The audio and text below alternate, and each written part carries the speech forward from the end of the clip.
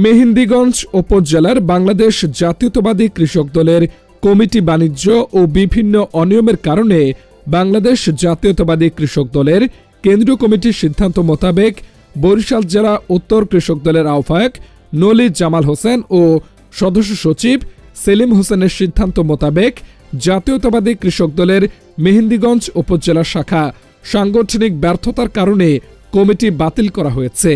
গত ২৮ জানুয়ারি ২০২৫ রাতে নলি মোহাম্মদ জামাল হোসেন এর অফিসিয়াল ভেরিফাইড ফেসবুক পেজে এই তথ্য নিশ্চিত করেছেন। নলি জামাল হোসেন বলেন, দীর্ঘদিন ধরেই মেহেন্দিগঞ্জের উপজেলা কৃষক দলের কমিটি বিভিন্ন অনিয়ম এবং দুর্নীতির সাথে জড়িত থাকার দায়ে কেন্দ্রের সিদ্ধান্তে এই কমিটি বিলুপ্ত করা হয়েছে।